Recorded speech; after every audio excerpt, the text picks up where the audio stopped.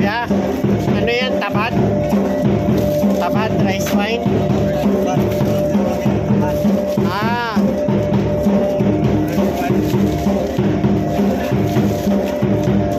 Magawa sila.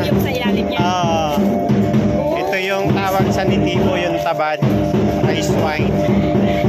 Tapos lalagyan nila yan dyan ng buho na inuman mamaya ng tubo. Yan o, lalagyan nila ng tubo yan dyan. Ayun o, gawa, hawak ni Kuya. Yan yung itutusok nila dyan sa may gilid ng jar. Bali, 4 yan siyang ilalagay. Tapos dyan maghihigop ang gustong tikim ng rice wine. So, sa Nitibo, tawag nila dito, tabad. And then, usually, pag nasa tribal group ka, ito yung pinakaalak nila habang naghihigop yan sila dyan. Sumasayaw-sayaw yan sila. Yun yung tinatawag nilang kundar. Oo, mga ninuno. So, ilang araw po yan siya, buwan yung bigas. Di ba bigas yan siya? Bigas. Even sa araw na so, yan ilang araw na nababad.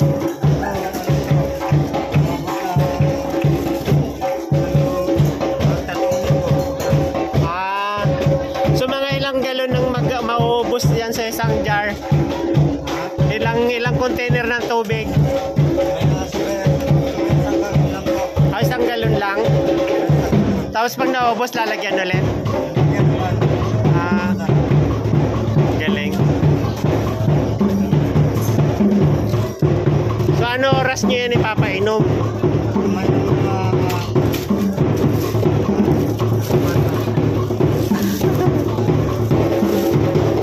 Anong tawag sa dahon na ito? Anong tawag sa dahon? Ha?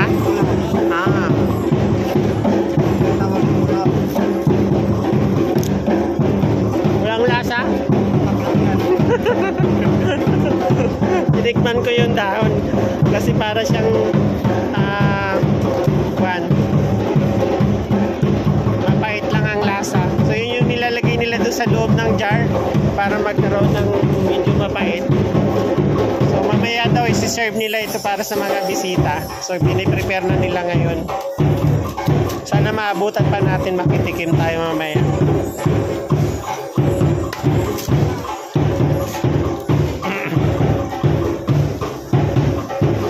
Nandito tayo ngayon sa ginagawang training center yata ito ng Bayanias Foundation dito sa Barangay Nacsan.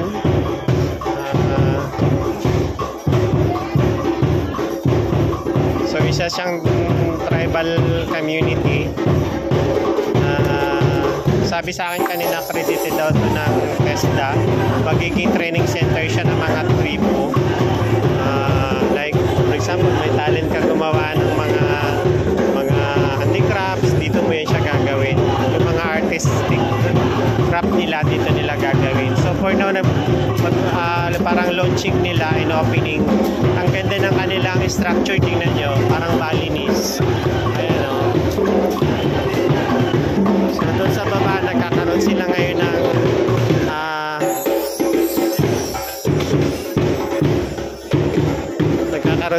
music activity. So, nakakatawa. Ang dami mga foreigner na nandito.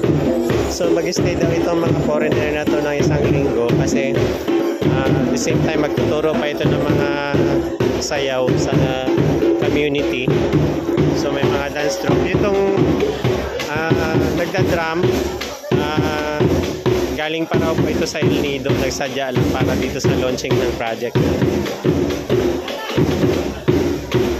So, ayan sila. Ang ganda ng structure. So, ito, nandito lang ito sa Barangay Nacsan. Hindi ko lang sure kung alam ko Labtay pa ito eh.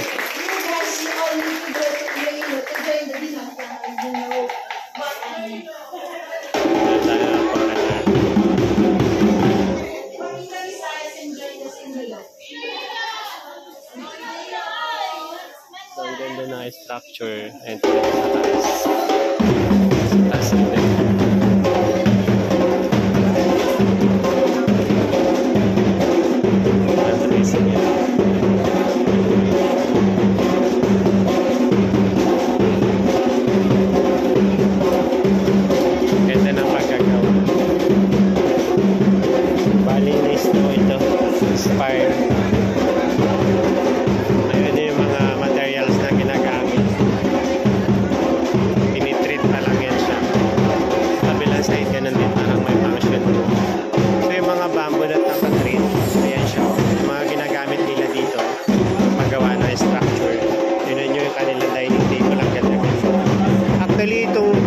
yung group na nandito, mga friend ko rin ito pala, mga kasabayan ko rin noong unang panahon.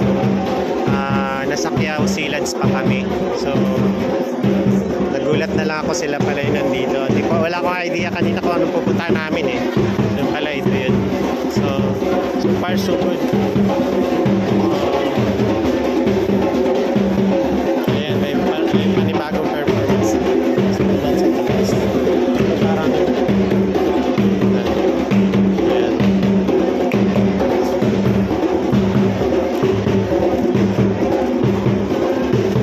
So, naka-ready na yung naka-ready na yung inumin.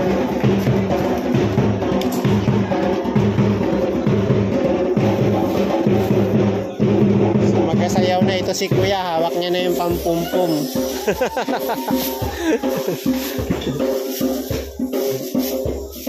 Ano to Kuya? Salong? Saling? Sahing? Yan ang Ha? ilaw ng mga takban pa noon. Ito yung pwede hawakan. Oh, pwede. Ito yung sahing. Ito yung ilaw ng mga tribo noong unang panahon. Ito siya ng kahoy. Tawag sa pansahing. Sa Ilonggo, salok. Tapos yan Kuya, ano yan? Ito yung taro. Taro? Pang ano yan? Taro ng putyotan. Yung bee. Yung wax nung bee. So, ano to Kuya? Pwede kainin? Yung dugos niya, kinakain yan. Dugos niya, ito bali, tigaan yan. Tigaan, nalabak ko yung dugos niya. Naglabak na dugos niya, Ito na yan, yung pinanggalingan ng dugos yung bahay ng ani. Ito yung Ayan na siya. paborito ng mga diwata. So anong gagawin niyo ba? Iaalay? Bibigay sa mga diwata? Inano sa mga diwata. Iaalay. So magkakaroon sila Kuya ng ritual mamaya. So magkakaroon sila. Ipapakita nila yan sa atin yung mga ano yan. So yan o, mga antik yung mga gamit ni Kuya. Kaya ano pangalan mo? Yung po pangalan, Rodinho. Ikaw si Rudy? Rodinho, pala yung utol ko, yung namatay. Si Rudy. Si Rudy, tatay mo si Rudy. Hindi, utol ko yun. Ha? Utol ko. Ay, utol mo, ikaw yung kapatid. Okay. Kilala ko si Rudy. May pagkamatay nila, si tatay, saka si utol, ito ang nakmana. Ikaw na manahan yan. Kailan pa namatay sila Rudy? Tagal na rin. Kilala ko yung si Rudy nung magkakasama pa tayo dun sa Quiao. Tandaan mo ako? Kaibigan ni Christian. Nagulat nga ako kanina, dyan sila Edward eh. Ngayon, sila Edward man pala to. Ang galing. Kasi hindi na pagkamatay ni tatay, pinagsabi niya sa akin. Sabi niya, ikaw na lang natira. So ikaw na ngayon ang kanila. Panglima ka na? Panglima ka na din? Di ba? Ano pa? Panglima. Panglima ka na? Yung mga kapatid ko walang hilig. Ako lang talaga. Ikaw lang nagkahilig. Kaya tingnan mo ang sabi ng pagkamatay ng ano namin, tatay. Lahat ng kortora wag mong iwan. So itutuloy mo ngayon? Ngayon, tulad kay Jewel, wag mong biguin. Sabi niya kasi yan ang kaibigan natin, lahat ng mga kaibigan natin, anuin mo. Sa atin. So ikaw ang nagtuloy ng kultura nila. Ang galing. Alala ko kayo eh. Alala ko kayo mag-chat. Kahit yan, may sarili yan ako sa amin. Kapag may panahon na mga December, ganun, magkakanyan ako ng sarili ko. Napainom ko sa mga diwata. So ngayon, nandito nagawa na itong training center. So nandito ka na lagi para magkaturo din ng kultura ng Palawan. Yun talaga yan. Palawan kayo, di ba? Palawan na pure. So hindi kayo Tagbanwa. Hindi. Pure na Tagbanwa kami. Tagbanwa pala. Okay. Hindi yan. Yung Yung Palawan, iba rin. Iba rin. Iba rin ang Tagbanwa. Yung Batak, iba rin. Okay. Kami, tunay na Tagbanwa talaga. Dito talaga kayo sa Napsan. Kultura, Manasamanay ito. Manasamanay. Galing. Yun. Ako ang nagmanay ito kasi ako ang anak ni tatay. Yung si tatay, yung pagkamatay ni tatay, utol ko yung nagmana. Si Rudy pa muna bago ikaw. Okay. Kailan pa namatay si Rudy? Tagal na rin yung pagkamatay niya. Yung pagkamatay niya, sabi niya, kung wala na rin ako, ikaw na rin. Kasi ikaw yung kasunod. Ang galing. Yung mga anak ko, ako ang nagpanggamot sa kanila. Bago yan dalay nun sa satellite. Gamutin mo muna. Kung hindi kaya. Pag hindi ko na kaya, dalayin ko yun sa satellite. Pero bago yan dalayin ko nun, gamutin ko muna yun. So nagagamot ka na rin pala ng mga may sakit. So fan ka na rin pala talaga. Pero yung ginagamot ko, nagagaling din. Oo naman, siyempre ka naman yun eh. Meron akong ginamot doon sa pamangkin ng asawa ko. Hindi yun talagang siya. Bali nabuang ba? Nabuang siya. Ginawa ko, pinutala ko dyan, sabi ko, kasi kawawa yung anak namin. Tinitirik yung mata, bago nabubuang, nagalakad ng walang alam. Ngayon. Marunong ka na gano'n. Ang galing. So ikaw na nagagamot dito ng mga tribo pag may sakit. Lahat na herbar, alam mo na po yun. Doktor to the barrio pala siya. Katumbas nito yung namatay natin na kaibigan si Dr. Socrates noong unang panahon. Ito yung mga original na mga tribo ng Napsan. Napsan o Labtay? Napsan. Labtay. Napsan, Labtay. Oo, nasa pagitan siya ng Labtay sa Kanapsan. Ayan, dito. So, kuya, maraming salamat. Nag-prepare siya ng pantabad. Ayan o, yung mga gagamitin mamaya. Ang galing. Tuloy tayo. Tuloy pa rin ang performance. Andun yung mga foreigner na sa baba.